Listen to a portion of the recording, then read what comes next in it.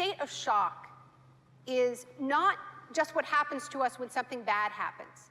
It's what happens to us when we lose our narrative, when we lose our story, when we become disoriented. What keeps us oriented and alert and out of shock is our history. So a period of crisis like the one we're in is a very good time to think about history, to think about continuities, to think about roots. It's a good time to place ourselves in the longer human story of struggle.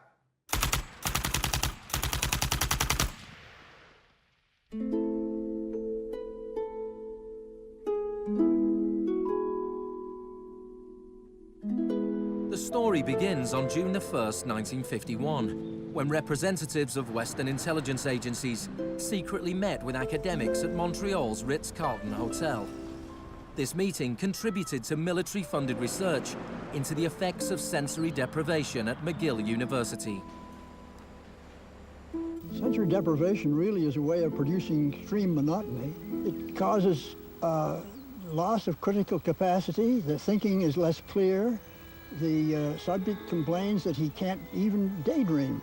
And when you have college students that can't daydream, they're in a bad way. I began to think while we were doing our experiments that it's possible that something that involves physical discomfort or even pain might be more tolerable than simply the deprivation conditions that we studied.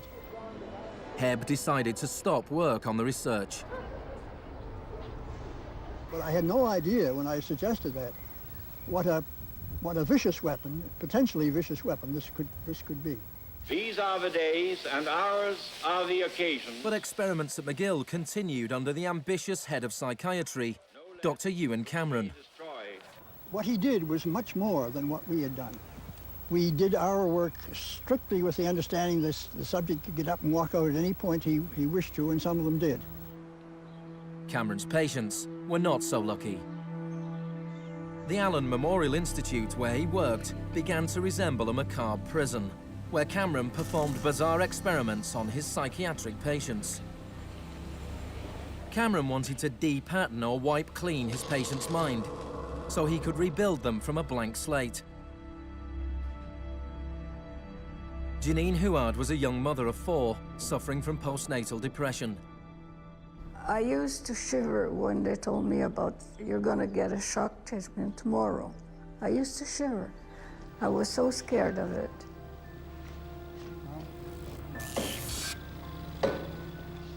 And I would wake up in another room, all mixed up and sad, and it used to make me very sad after. You're just like a zombie walking around. Cameron combined shock therapy with sleep therapy and the repeated playing of taped messages. It says, Janine, Janine, you are running away from your responsibility. You don't want to take care of your husband and children. All the time, the same thing. It sounds like you were being interrogated. Yes, interrogation, but for what purpose? It wasn't long before the CIA put Cameron's research into practice. Many of his techniques appear in the agency's Cuba Counterintelligence Interrogation Manual. These words are from the manual. It's a fundamental hypothesis of this handbook that these techniques are in essence methods of inducing regression of the personality.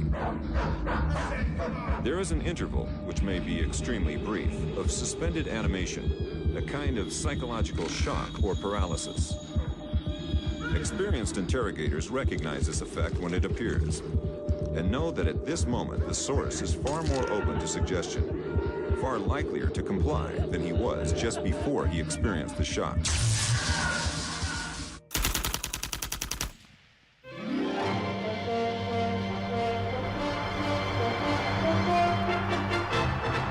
At the same time as Ewan Cameron was conducting his experiments in Montreal, an exponent of another kind of shock was working not so far away. Milton Friedman was teaching economics at the University of Chicago. He believed economic shock therapy could encourage societies to accept a purer form of deregulated capitalism. In October 2008, in the midst of the biggest financial crisis since 1929, Naomi Klein went to the University of Chicago to talk about Milton Friedman. When Milton Friedman turned 90, the Bush White House held a birthday party for him. And everyone made speeches, including George Bush. But there was a really good speech that was given by Donald Rumsfeld. My favorite quote in that speech from Rumsfeld is this. He said, "Milton is the embodiment of the truth that ideas have consequences." What I want to argue here is that the economic chaos that we're seeing right now on Wall Street and on Main Street and in Washington stems from many factors, of course, but among them are the ideas of Milton Friedman. The Wall Street crash of 1929 led to the Depression of the 30s.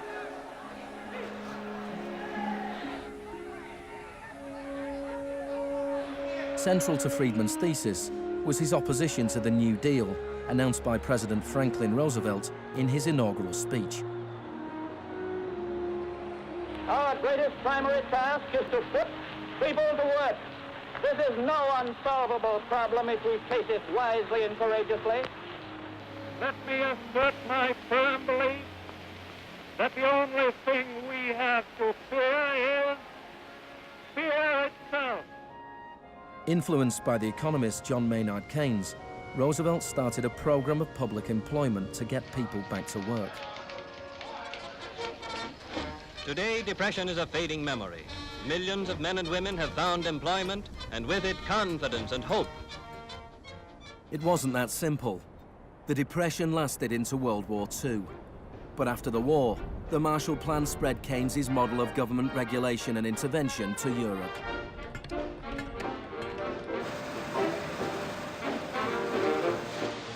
His principles were widely accepted, but not in the economics department of the University of Chicago. Milton Friedman from this university waged a war against the New Deal. Friedman was a member of a group called the Unpopular Society, led by the Austrian economist Friedrich von Hayek. They believed that if governments stopped providing services and stopped regulating markets, the economy would correct itself. In the 50s, they were seen as cranks, but over the last 30 years, their ideas have become the dominant economic doctrine. The thesis of the Shock Doctrine is that we've been sold a fairy tale about how these radical policies have swept the globe.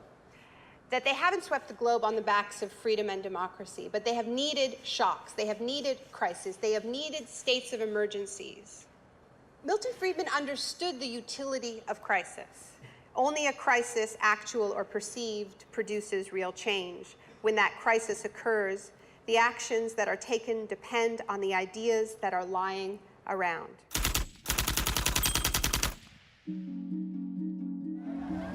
It was in Chile that Friedman's disciples first learned how to exploit a large-scale shock or crisis. Usually, the official storytellers of neoliberalism, the official publicists, don't even mention Chile. They start the story with Thatcher and Reagan because it's much more flattering that way. In the 50s and 60s, Chile's progressive developmental policies were a beacon in the region. The government invested in health, education, and industry. American corporations were worried their investments would suffer. In response, the US State Department began sponsoring students from Chile and the rest of South America to study free market economics with Milton Friedman. The University of Chicago had a joint arrangement with the Catholic University of Chile, under which a great many Chilean students came to the University of Chicago, were trained by us, and received PhDs. These students went back and taught in Chile. The Catholic University Economics Department in Santiago became a little Chicago school. Arnold Harberger, the economist in charge of the program, described himself as a seriously dedicated missionary. In 1970, Salvador Allende's popular unity government won the election on a platform of nationalization of large sectors of the economy. Chile's phone company was majority owned by the US corporation ITT. It spearheaded attempts to stop Allende becoming president. It had the support of Richard Nixon in the White House. I was not there, but I can tell you what we now know to be a fact. He ordered the CIA to prevent Allende from assuming the presidency. And indeed, they tried to get me to lean on the Chilean military right after Allende was elected. Despite the efforts of the CIA, Allende was sworn in as president.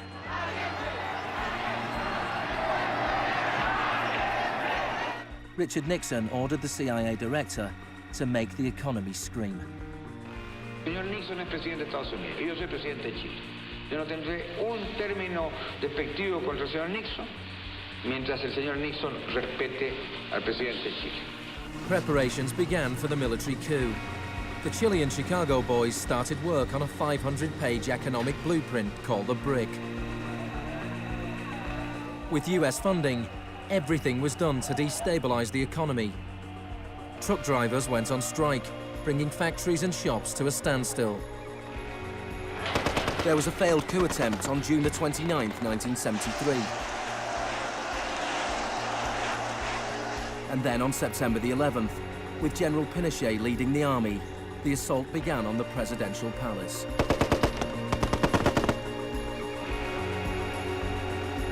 Chile had enjoyed 41 years of uninterrupted, peaceful democratic rule. Now it was being violently overthrown. Pinochet and his supporters described the coup as a war. It was certainly designed to look like one. It was a Chilean precursor to shock and awe.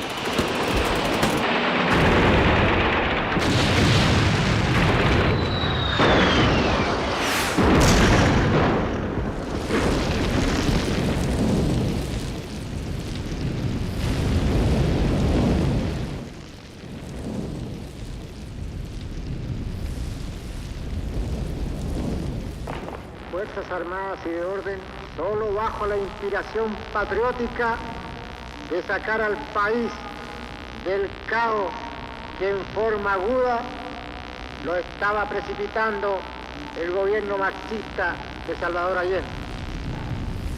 The Chicago boys delivered their economic blueprint, the BRIC, to Pinochet.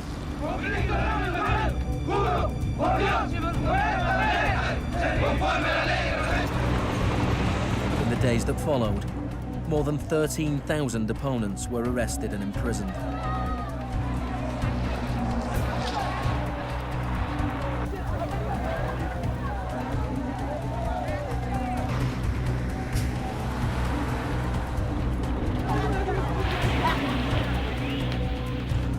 Thousands of prisoners were held in the National Stadium. Many were tortured. Chile became notorious around the world. ¿Cuántas personas?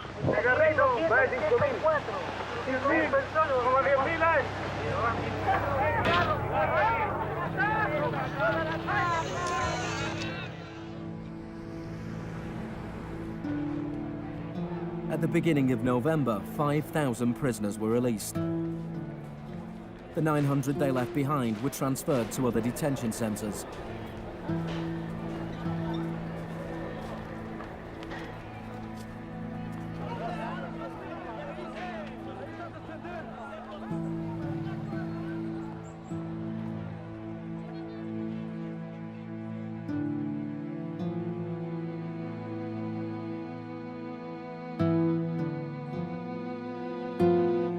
Less than a month later, FIFA allowed Chile to play a World Cup qualifier in the very same stadium.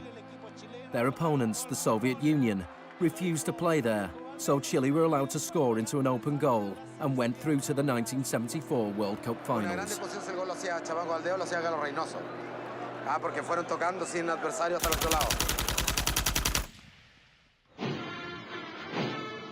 With the population in shock, Pinochet imposed the policies recommended by the Chicago Boys.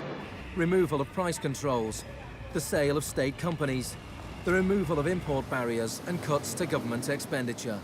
Friedman later openly acknowledged the importance of the Chilean experiment.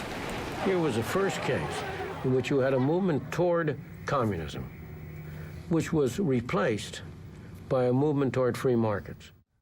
It didn't work. A year later, inflation was 375% per year, the highest in the world. So in March 1975, Arnold Harberger and Milton Friedman flew into Santiago. He used a phrase that had never before been used in a real-world economic crisis. He called for shock treatment. He said that he was like a doctor that was going to help a country that was suffering an epidemic, and he was simply prescribing the medicine. Friedman wrote that General Pinochet was sympathetically attracted to the idea of a shock treatment, but was clearly distressed at the temporary unemployment it might cause.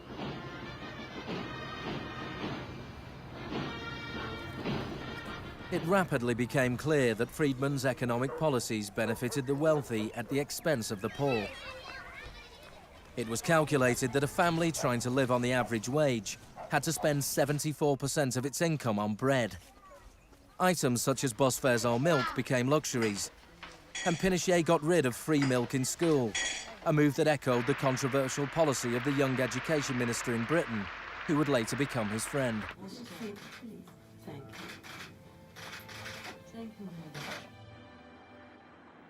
In order to enforce these economic policies, there had to be an enemy to fear. Tampoco creo que se haya triunfado totalmente sobre el marxismo.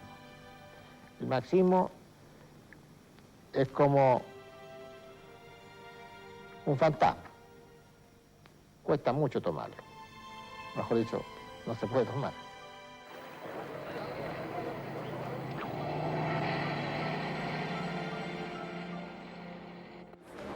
Friedman and Harberger argued that free market economics went hand in hand with freedom and democracy. But in Chile, where their ideas were being implemented within the context of a military dictatorship, the opposite was true. Many in Latin America saw a direct connection between the economic shocks that impoverished millions of people and the epidemic of torture inflicted on those who believed in a different kind of society. One of those was Orlando Letelier. Letelier had been Allende's ambassador in Washington.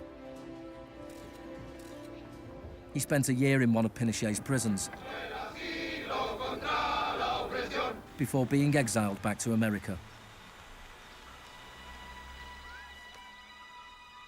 In 1976, Letelier wrote, "The economic plan has had to be enforced, and in the Chilean context, that could only be done by the killing of thousands, the establishment of concentration camps all over the country, and the jailing of more than 100,000 persons in 3 years."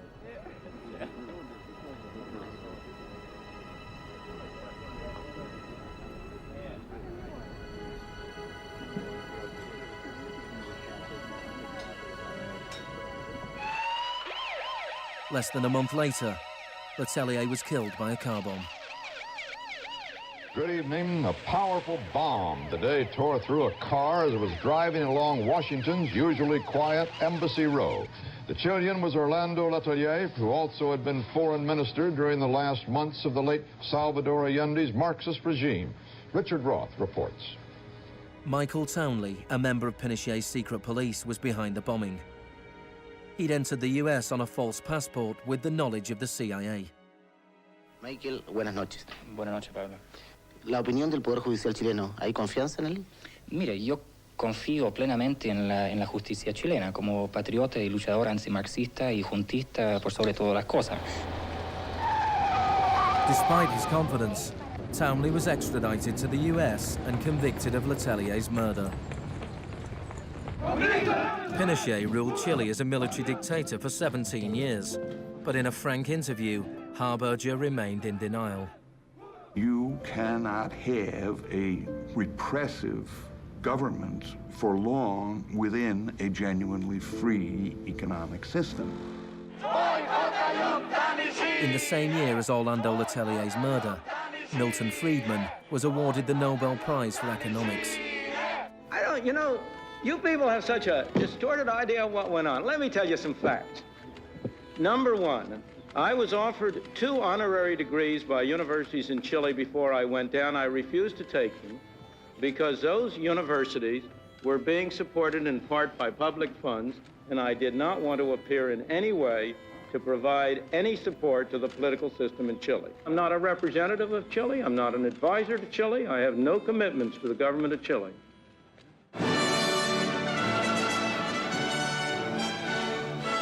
I now turn to you, Professor Milton Friedman.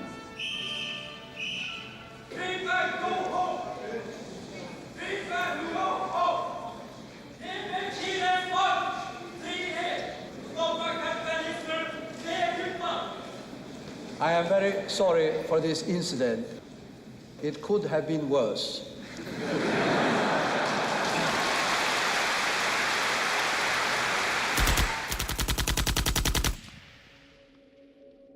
What I'm trying to do in the Shock Doctrine is tell an alternative history of how this savage stream of pure capitalism that we've been living, capitalism unrestrained, came to dominate the world. Chile wasn't the only country in South America to adopt Chicago school policies. Friedman's disciples held key positions in Brazil and advised the government of Uruguay. Then on March the 24th, 1976, a military coup overturned the government of Isabel Perón in Argentina. A junta of 3 generals took over the country, led by General Videla. Chicago boys landed key economic posts in the military government. They seized the opportunity for major economic and social re-engineering. And within a year of the coup, wages lost 40% of their value, factories closed, poverty spiraled. Just as in Chile, people had to be terrorized into accepting these economic policies. Videla learned from Pinochet's experience. He adopted the tactic of disappearing people. Striking a balance between public and private horror, disappearances were often carried out in broad daylight, but could always be denied.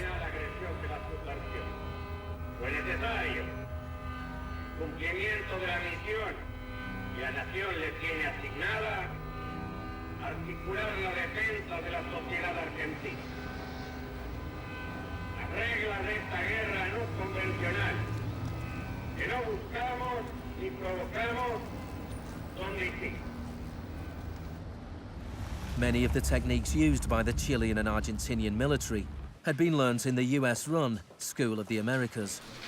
Torture techniques taught, from rape to derobing to torture with pointed objects, breaking of extremities, poking eyes out, branding. In Latin America, there are various regimes which at the moment are abusing human rights. Political murder, torture, deportations, imprisonment without trial, using the techniques they may have learned in this establishment. You may be right. If you can say that the skills which we've taught here have been applied, I can't deny that.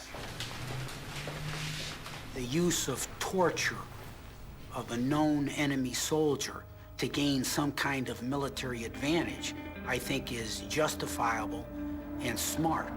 To go beyond that, to use torture techniques merely to intimidate people is completely wrong, unethical and immoral.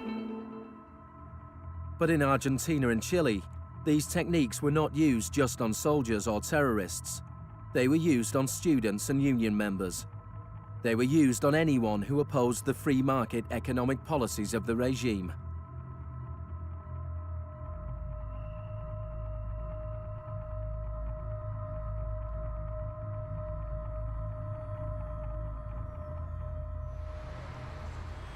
In 1978, the Argentine junta hosted the World Cup. The final was played in the stadium less than a mile away from the biggest detention camp in the country, where thousands of prisoners were held in torture chambers. Decir que con los goles, con el grito de gol, se tapaba la voz de los secuestrados, los gritos de los secuestrados era una realidad. Organización extraordinaria, miles y miles de banderas, miles y miles de gargantas enronquecidas, 25 millones de argentinos que tienen un solo color, el celeste y blanco.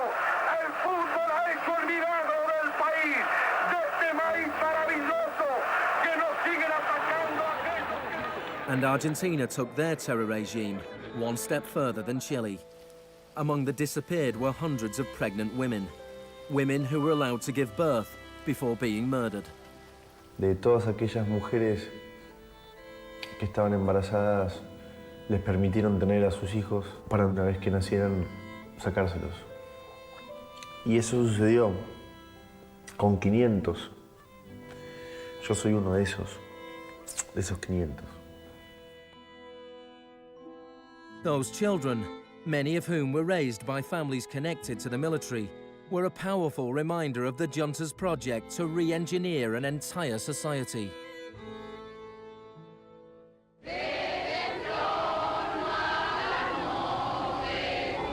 While the junta was still in power, a group of mothers and grandmothers of the disappeared started to protest in the Plaza de Mayo.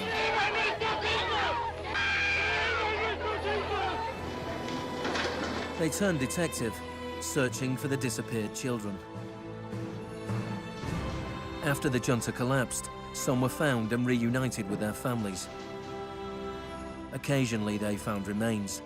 Mostly they found nothing.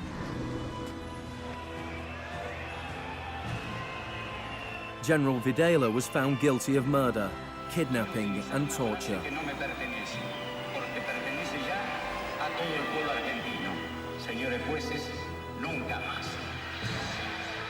He was sentenced to life in prison.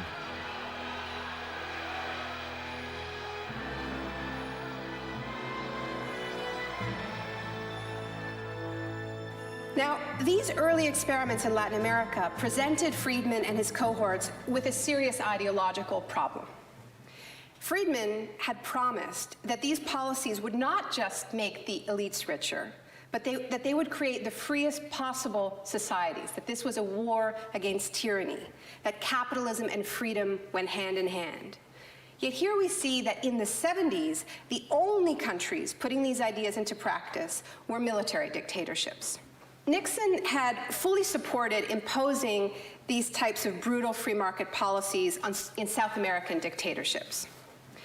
But when it came to domestic economic policy in the United States, where Nixon had to worry about getting reelected, it was a very, very different story.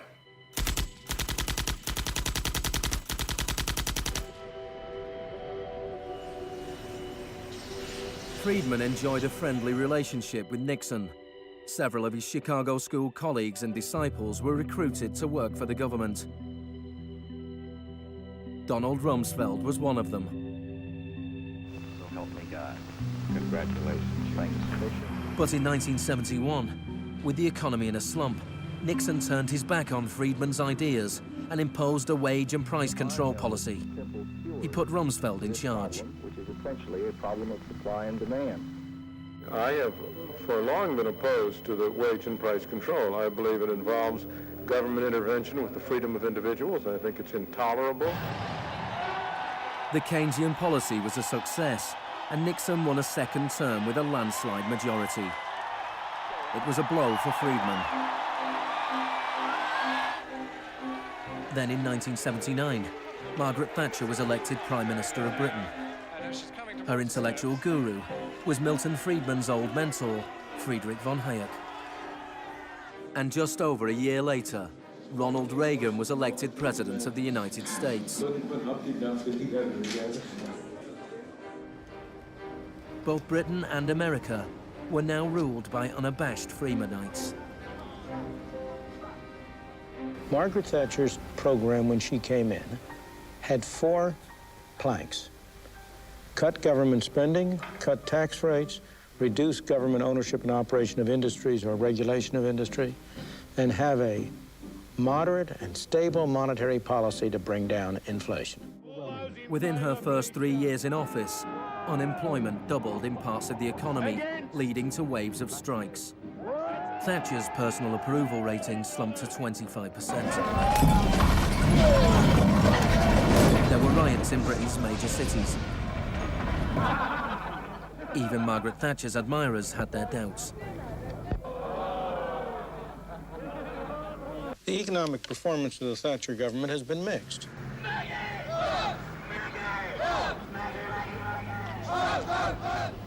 To those waiting with bated breath for that favorite media catchphrase, the U-turn, I have only one thing to say. U-turn if you want to. The ladies not for turning. Friedrich von Hayek urged Thatcher to copy Pinochet's economic shock therapy policies. Thatcher replied, "In Britain, with our democratic institutions and with the need for a high degree of consent, some of the measures adopted in Chile are quite unacceptable." Thatcher's profound unpopularity seemed to be proving once again that free market fundamentalism was simply too unpopular, too directly harmful to too many people to survive in a democratic state where governing requires getting the consent of the governed, unlike a military dictatorship. What pulled Thatcher back from the abyss and ultimately saved the project was a crisis. Indeed, it was the ultimate crisis. It was a war. We are here because for the first time for many years, British sovereign territory has been invaded by a foreign power. The government has now decided that a large task force will sail as soon as all preparations are complete. HMS Invincible will be in the lead. Most people in Britain had never even heard of the Falklands. But when Argentina invaded the small group of islands thousands of miles away in the South Atlantic, Thatcher seized her opportunity to prove her credentials as the Iron Lady. Gentlemen, I've just heard that the white flag is flying over Stanley. The war was over in less than 3 months. As the troops returned to Britain, a wave of patriotic celebrations swept the country. Thatcher won the 1983 elections with a massive majority. She could now push through a form of the economic shock therapy witnessed in Chile.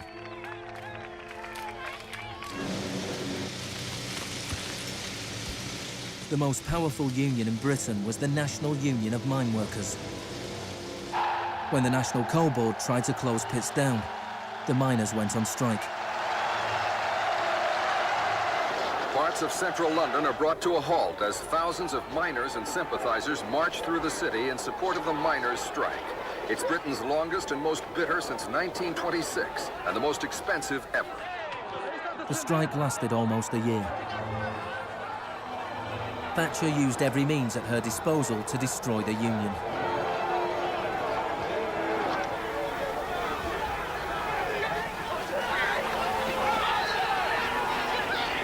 Eventually, the miners were defeated.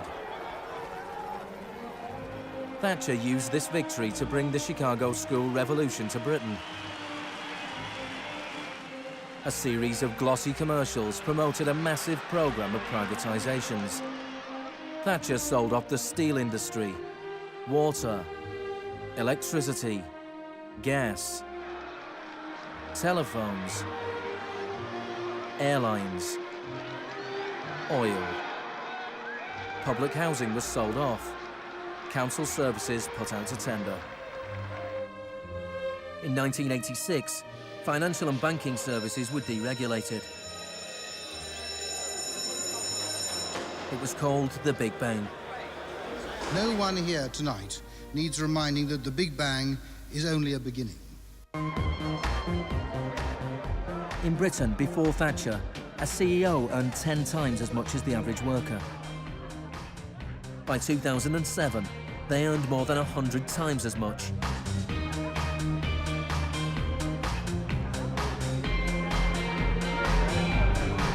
In the US, before Reagan, CEOs earned 43 times as much as the average worker.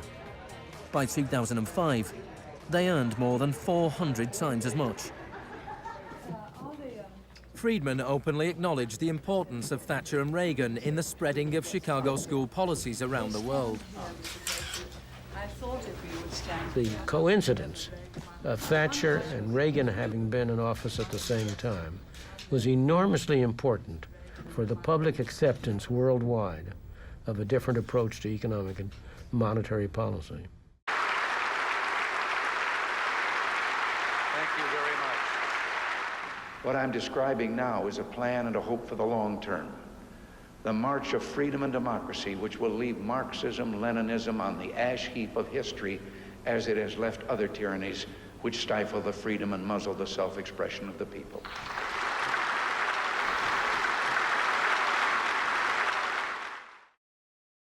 Now, we all know the fairy tale about the fall of communism, that the West under Reagan and Thatcher looked so prosperous to the people of the former communist bloc that they themselves demanded radical free market policies.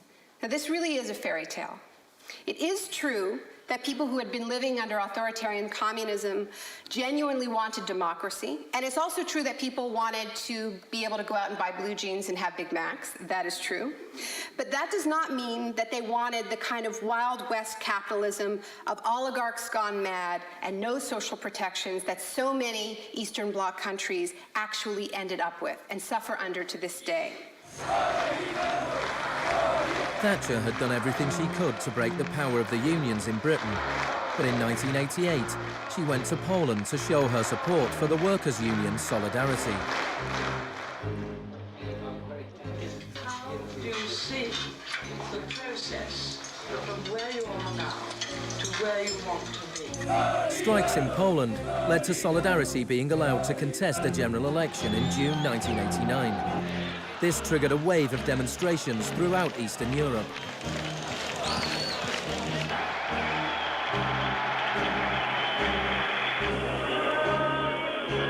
In the past, the Soviet Union had used military force to crush democratic movements. But the Soviet Union had a new type of leader, Mikhail Gorbachev, who was committed to glasnost and perestroika. He talked about a third way, a gradual transition to Scandinavian-style social democracy, something between free market capitalism and communism. Gorbachev charmed the public and politicians of the West. He's a bold, a determined, and courageous leader. Gorbachev stood and watched as one by one the old communist regimes collapsed.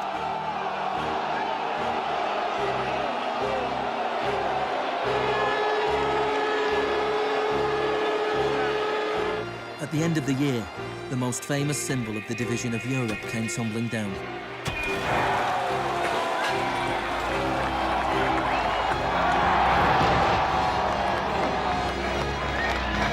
For Friedman and the Chicago boys, a whole new world opened up.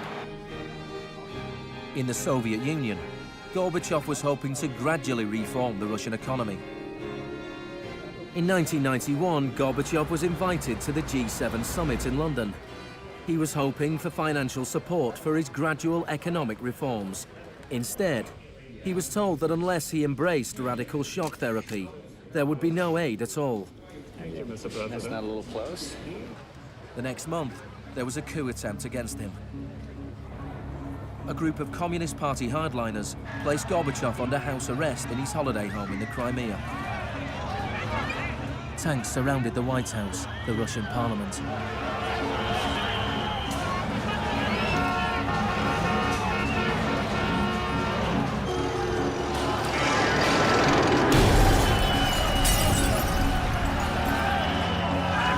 Amid the chaos of street clashes, it was obvious that to reinforce their position, the hardliners would have to resort to violence. Such action between the people and the security forces has not been seen since the early days of the Russian Revolution. By dawn this morning, amid a sea of debris, it was becoming clear that the coup was disintegrating. The Russian parliament building was unscathed.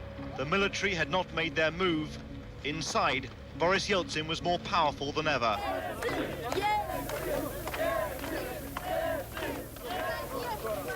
This was Yeltsin's finest hour.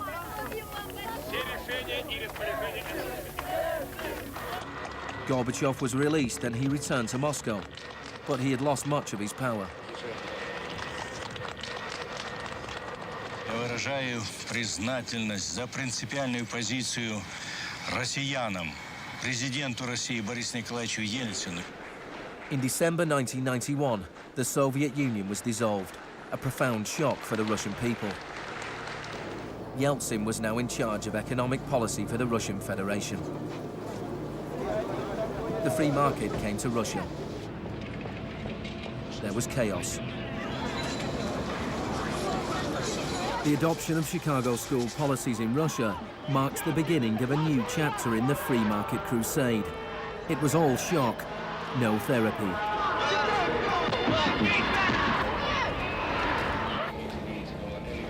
Despite the public efforts to promote popular capitalism, the reality was a small handful of businessmen made vast fortunes.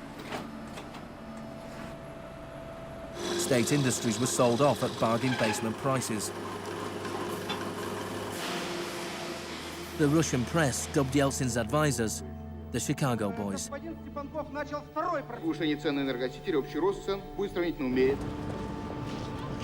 Yeltsin's shock therapy meant that in 1992, the average Russian consumed 40% less than in 1991.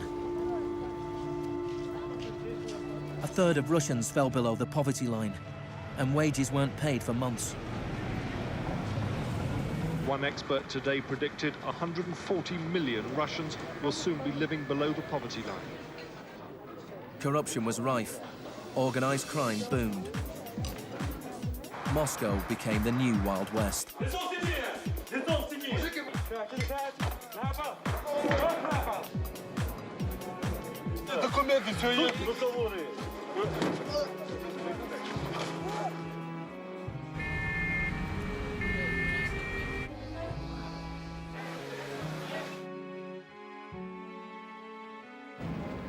The majority of Russians opposed the Chicago Boys' radical vision for their country.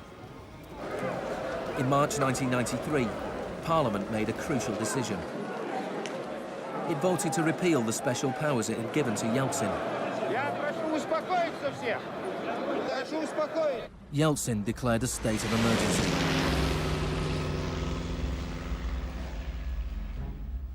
The Constitutional Court ruled that it was illegal.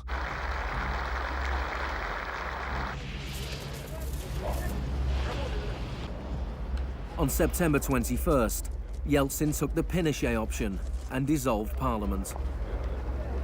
Сегодняшнего дня прерывается осуществление законодательной, распорядительной и контрольной функций съезда народных депутатов. The West threw its weight behind Yeltsin. We feel that Boris Yeltsin is the best hope for democracy in Russia. 2 days later, Parliament voted to impeach Yeltsin by 636 votes to 2. Thousands of supporters of the Parliament gathered outside the White House and marched on the television station.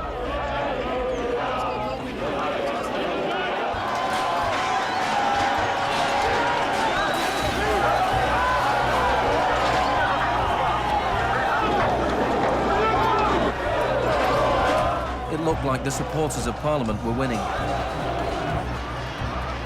Yeltsin flew back to Moscow from his holiday home. That night, 100 demonstrators were killed as the Yeltsin authorities fought back.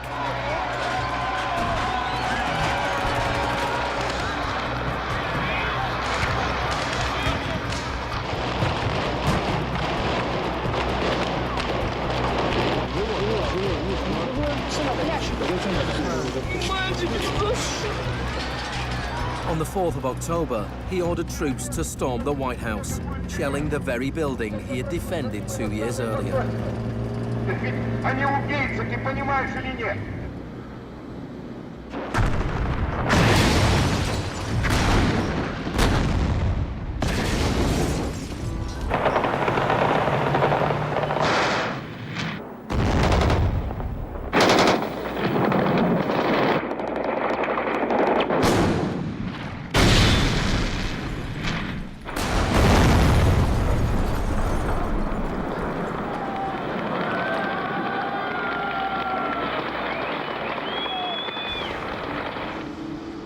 Warren Christopher, the US Secretary of State, said, "The United States does not easily support the suspension of parliaments, but these are extraordinary times."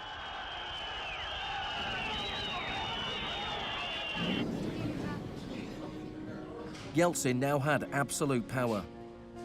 With the advice of his Chicago boys, he ruled through a form of crony capitalism. Even more state industries were sold off, creating a new class of billionaire businessmen with huge political influence, the oligarchs. By 1998, 80% of Russian farms were bankrupt and 70,000 state factories were closed.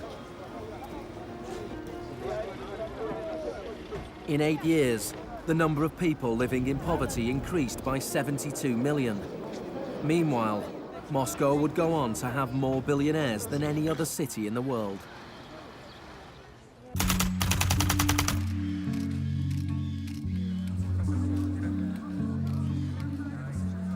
Good afternoon. Thank you for coming. Today it is my honor to announce that I'm submitting the name of Donald Rumsfeld to be Secretary of Defense. I look forward to serving our country again. Rumsfeld had been Secretary of Defense before under Gerald Ford.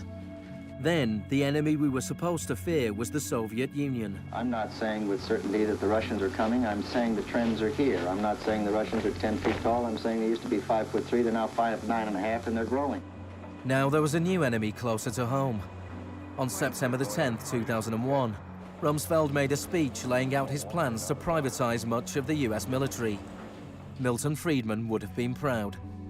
He said, "The topic today is an adversary that poses a serious threat to the security of the United States of America. This adversary is one of the world's last bastions of central planning. It governs by dictating 5-year plans. Perhaps this adversary sounds like the former Soviet Union, but that enemy is gone. This adversary is closer to home. It's the Pentagon bureaucracy. Today, we declare war on bureaucracy." The next day, American Airlines Flight 77 crashed into the Pentagon, killing 184 people.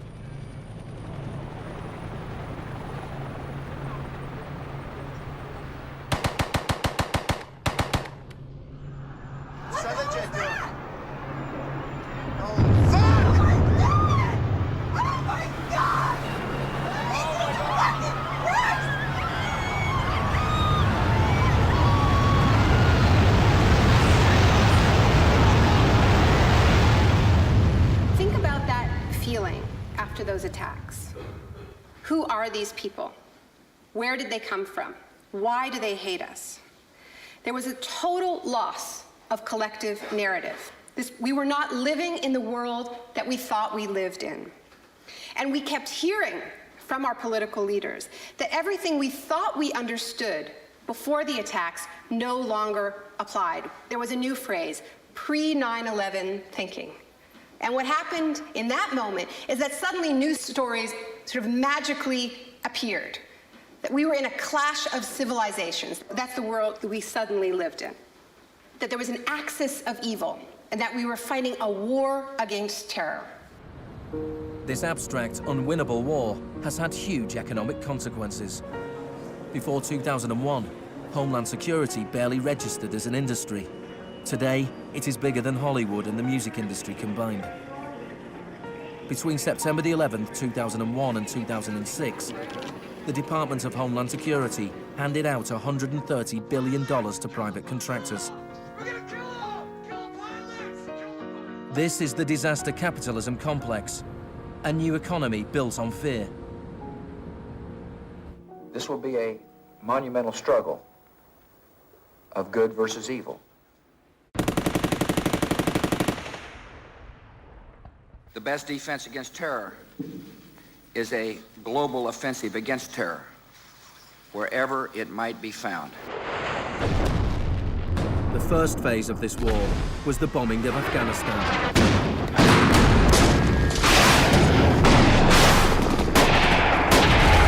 The Taliban government was quickly overthrown. The aftermath of the war was more complicated. Our fight against terrorism began in Afghanistan, but it will not end there. We're primarily looking at detainees that we can use. We're collecting intelligence.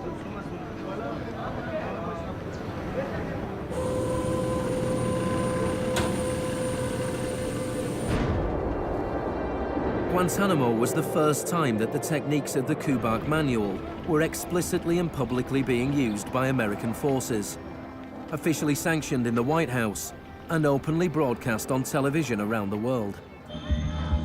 Isolation, both physical and psychological, must be maintained from the moment of apprehension. The capacity for resistance is diminished by disorientation. Prisoners should maintain silence at all times. They should never be allowed to speak to each other. 3 of the prisoners were Asif Iqbal, Ruhal Ahmed and Shafiq Rasool from Tipton in England. They spent more than 2 years in Guantanamo before being released without charge. Mentally, yeah, you couldn't speak to nobody, you couldn't do nothing, you couldn't stand up. And just sitting there, you'd be in your thoughts all the time thinking, what the hell's going on, where the hell am I? Are we going to be staying here for the rest of our lives? Are we going to be going back home? Will we ever see our family again? Of the 779 prisoners that have been held in Guantanamo Bay, only 3 have ever been convicted of any offense.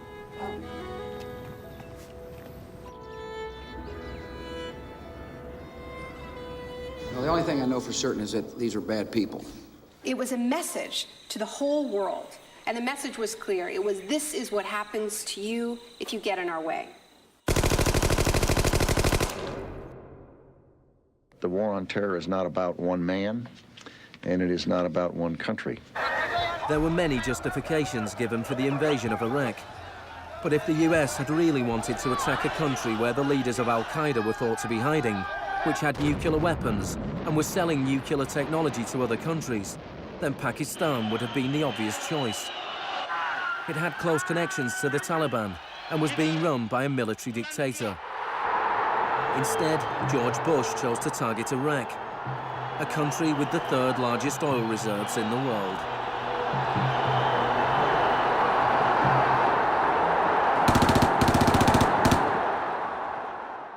Now, about the Defense Department's war plan. It is not like that for the Gulf War. It's more along the lines of the Panama invasion of 1989. CBS News has been told it would start on what's called A-Day. A as in airstrikes. Airstrikes so devastating, they would leave Saddam's soldiers unable or unwilling to fight. The idea is to rain down the thunder so hard as to create, quote, shock and awe.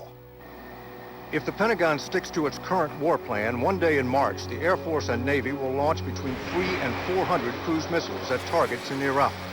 More than were launched during the entire 40 days of the first Gulf War. The sheer size of this has never been seen before, never been contemplated before. Harlan Ullman is one of the authors of the shock and awe concept, which relies on large numbers of precision-guided weapons. So that you have this simultaneous effect, rather like the nuclear weapons at Hiroshima, not taking days or weeks, but in minutes.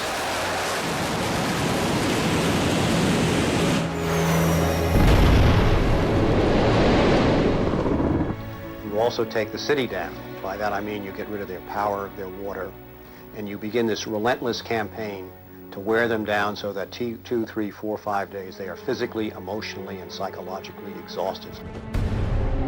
Last night, a square mile in central Baghdad seemed like hell on earth. During the first wave of the bombing, the citizens of Baghdad suffered a version of the sensory deprivation described in the Kubark Manual. In the chaos that followed the overthrow of Saddam Hussein, the US did little to stop the looting. Some US officials even thought it gave them a head start on dismantling the Iraqi state. John Agresto, Director of Higher Education Reconstruction, said he saw the looting of schools as the opportunity for a clean start. In fact, before sanctions, Iraq had the best education system in the region. 89% of Iraqis were literate. By contrast, in New Mexico, John Agresto's home state, 46% of the population were functionally illiterate. In Iraq, you had three distinct forms of shock that were all working together and reinforcing each other. You had the shock of the war, which was immediately followed by economic shock therapy imposed under Paul Bremer. And as resistance to that economic transformation, that very rapid economic shock grew, you had the shock of enforcement, including torture. Three different kinds of shock.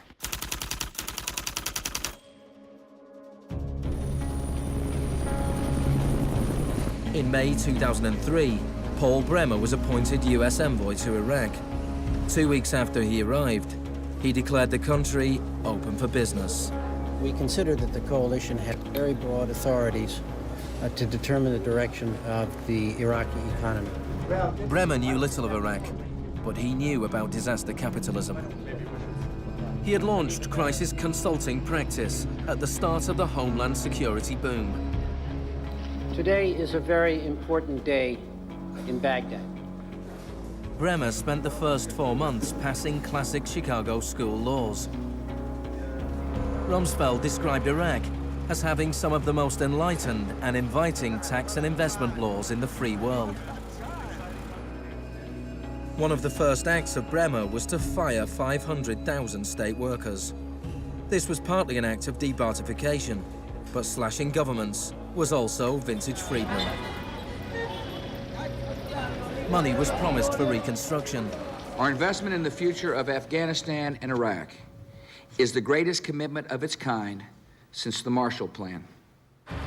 But in fact, it was just the opposite. Whereas the Marshall Plan was intended to boost European industries, US aid money in Iraq was spent on US corporations. If work came to Iraqis, it came at the bottom of a series of subcontractors.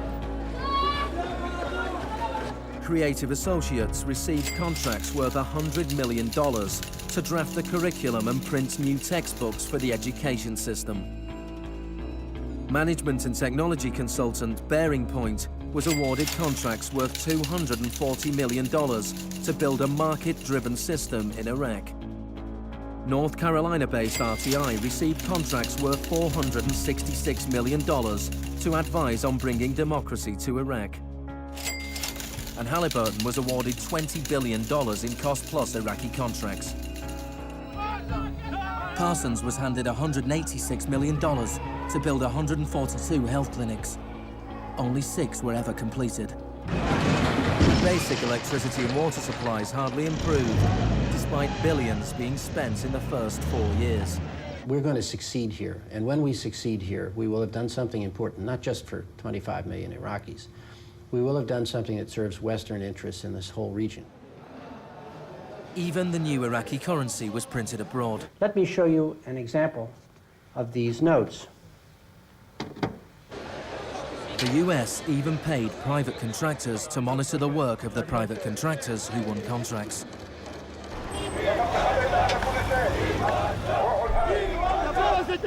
I was in Baghdad in 2004, and this is the period when bombs started to go off regularly in Baghdad. In fact, the night that I arrived, a bomb went off very near our hotel. But what was really striking to me in this period was that despite the violence and despite the chaos, the next day, Iraqis were out in the streets protesting. 19 killed and 100 injured in Najaf. And what they were demanding at this time was elections, the right to actually have a say in what the post-Saddam era would look like. Now, in the early days of the occupation, the protests were peaceful, but as time went on, and the protests didn't have an effect, more and more Iraqis joined the armed resistance.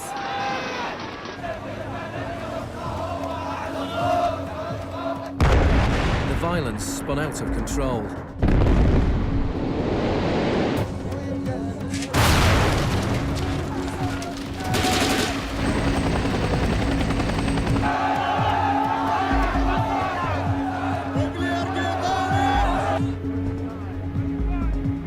As in South America 3 decades earlier, bodies were often dumped by the roadside as a warning to others. These were Iraq's disappeared.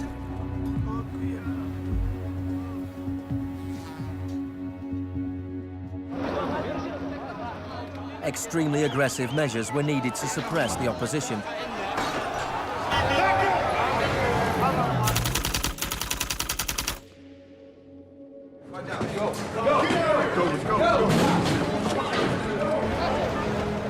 The first 3.5 years of the occupation, 61,500 Iraqis were captured. By spring 2007, 19,000 remained in custody. In prison, they were interrogated using techniques that could be traced to those devised by the CIA from Ewan Cameron's experiments in the 50s.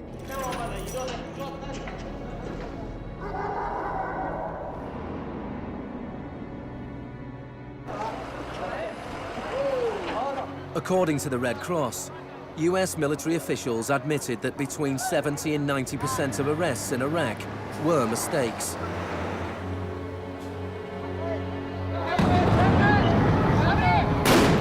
The chaos in Iraq seems like a defeat for shock therapy. But in Iraq, disaster capitalism moved on. Now the disaster itself provided the opportunity for profit.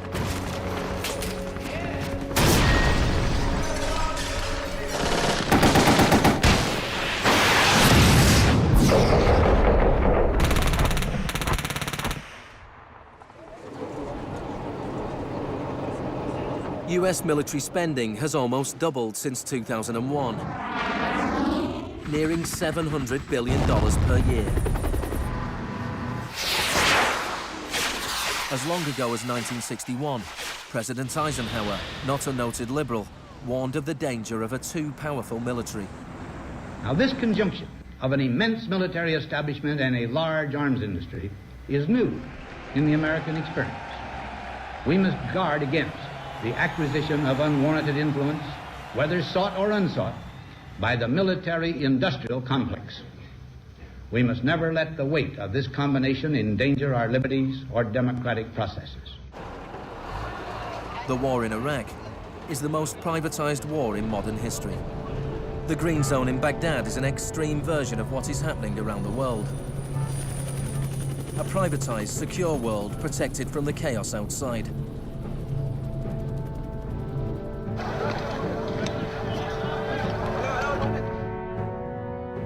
In 1991, in the First Gulf War, for every 100 soldiers, there was one military contractor. In 2003, at the beginning of the war in Iraq, for every 100 soldiers, there were 10 contractors. By 2006, for every 100 soldiers, there were 33 contractors. A year later, for every 100 soldiers, there were 70 contractors. By July 2007, there were more contractors than soldiers in Iraq. This was going beyond what even Milton Friedman had dared to hope. The only things I would not denationalize are the armed forces, the courts, and some of your roads and highways. One of the most high-profile contractors was Blackwater USA. During the April 2004 uprising in Najaf, Blackwater assumed command over US Marines. Dozens of Iraqis were killed during the operation. The US had indemnified the private contractors against any Iraqi laws, so they were operating in a law-free bubble, a little like Guantanamo. I asked your Secretary of Defense a couple months ago what law governs their actions. Mr. I was Rumsfeld... going to ask him. Go ahead.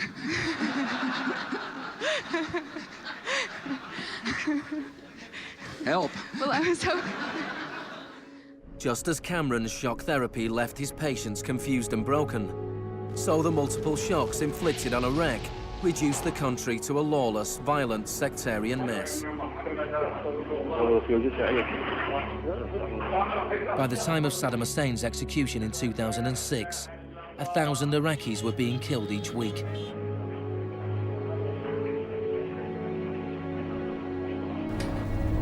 By April 2007, the United Nations High Commission for Refugees estimated 4 million people had had to leave their homes.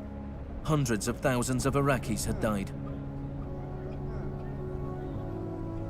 I think the historians will write very clearly that we did a great and noble thing here.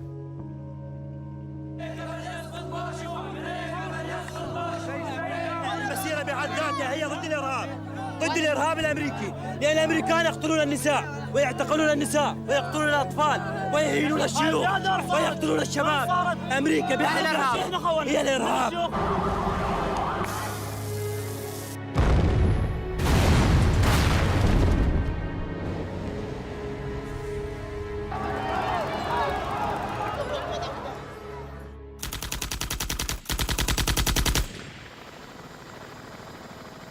When Hurricane Katrina hit New Orleans in August 2005, the world was shocked to witness a sort of disaster apartheid. The economically secure drove out of town, while tens of thousands of the vulnerable were stranded with little or no help from the state. I went to New Orleans while the city was still underwater. And what I saw was that what I had witnessed in Iraq was repeating, not in the aftermath of a war, but in the aftermath of a tremendous natural disaster. Milton Friedman died in 2006. His very last piece of public policy recommendation was an op-ed he wrote for the Wall Street Journal 3 months after Katrina. He said, "Most New Orleans schools are in ruins, as are the homes of children who have attended them.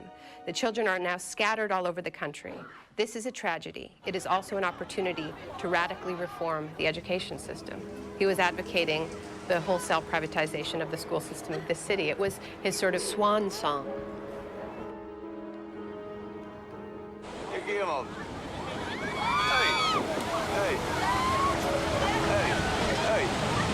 I'd witnessed a similar process in Sri Lanka in the aftermath of the 2004 tsunami. People who lived on the beaches for generations were prevented from returning so that the land could be privatized and sold off to luxury hotels.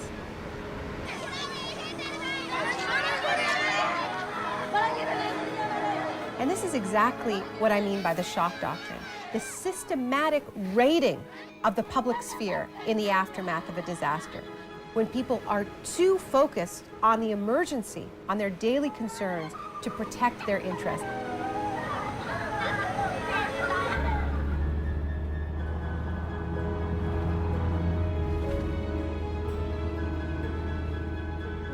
Maybe the first act of resistance is to refuse to allow our collective memory to be wiped. In 2008, Naomi Klein visited Villa Grimaldi with Isabel Morel, the widow of Orlando Letelier. Villa Grimaldi is a memorial to the cruelty of the Pinochet regime and to its eventual defeat. Villa Grimaldi fue el principal centro de tortura mientras se buscaba implementar la política de shock económico. Esta es la que tú señalas en el libro como las casas de uno por uno donde estaban los detenidos en Villa Grimaldi. It's not that I loved Pinochet, but I think that he was our teacher in many things. We learned about evil.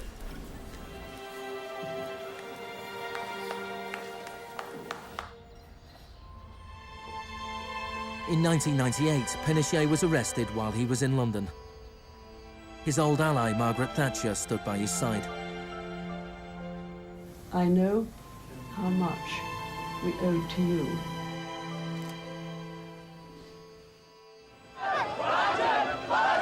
It took 30 years for the economic experiment originally test-driven by Pinochet to make its way around the globe to Iraq. But the similarities between past and present are startling. Between Pinochet's concentration camps and Bush's Guantanamo detention center. between the disappeared in Chile and those in Iraq, between the experiments of Ewan Cameron and the torture meted out on the prisoners of Abu Ghraib. These are the days and hours. He erased all the past. That's why he gave electroshocks. All the past from the patient, and he would implant some new ideas. But Janine resisted. In 1988, the CIA agreed to pay compensation to Janine and other victims of Ewan Cameron's experiments. Janine, are you proud that they tried to break you and that you have fought so hard and won? In a way, I am. In a way, I am. Because I must have some willpower seeds in me. It is very, very hard to fight a government. People would tell me, Janine, you don't fight a government. What's the matter with you? They're too big. But I had faith that we would win.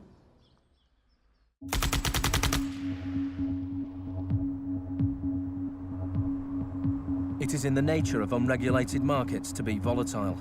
Bubbles are allowed to inflate, and then, inevitably, they burst. Since the deregulation of the Big Bang in the 80s, there have been a number of market shocks. In 1987, there was Black Monday. Markets fell spectacularly. It was the largest one-day percentage decline in stock market history. In 1992, there was Black Wednesday, when currency speculators made fortunes betting against the pound. In 1997, there was the Asian contagion. In 1 year, $600 billion disappeared from the stock markets of Asia.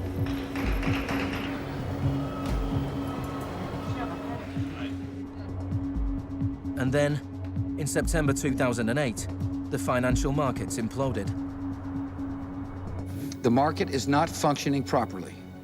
There has been a widespread loss of confidence.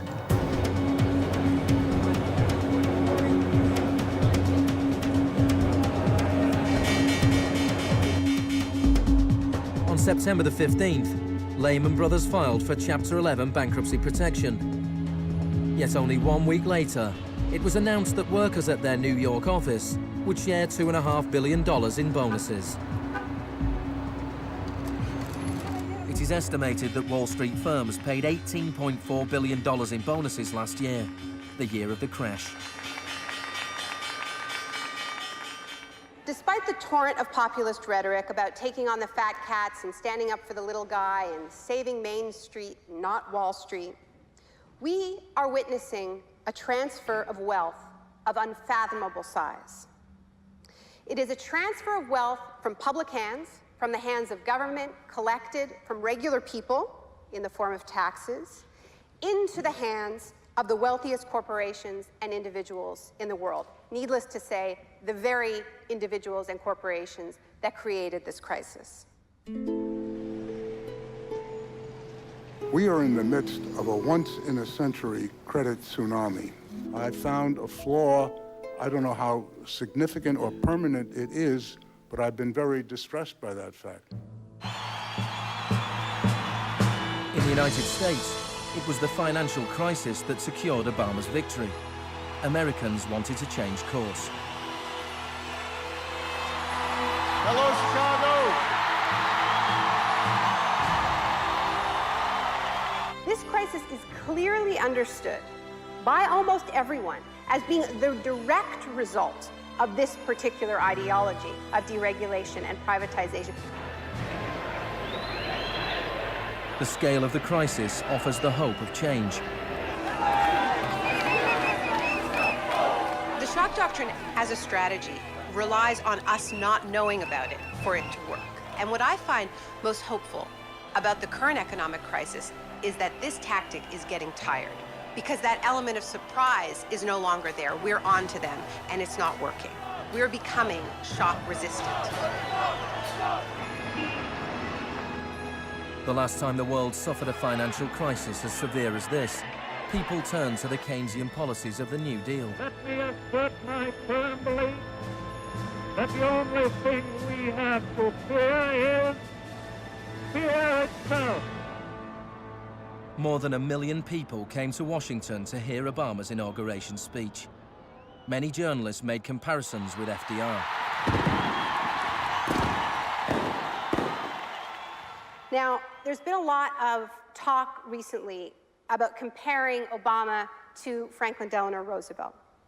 So I want to talk a little bit about FDR, because there's a great FDR story, and it could be an apocryphal one, about when he would be visited by some progressive organization or a union, and they would be proposing some new progressive policy that they wanted to be part of the New Deal. And he would hear them out, and he would listen to them, and then at the end he would say, "Now go out there and make me do it." And they did. In 1937, which was a pivotal year for the New Deal, do you know how many strikes there were in this country? 4,740 strikes, lasting an average of 20 days. Do you know how many strikes there were in 2007? 21. Now, the other reason to remember this history of struggle is that it tells us something very important, something that we need to remember at this moment when so much is at stake. It teaches us that if we want responses to this economic crisis that leave us with a world that is healthier, that is more just, that is more peaceful, we are going to have to go out there and make them do it. Thank you.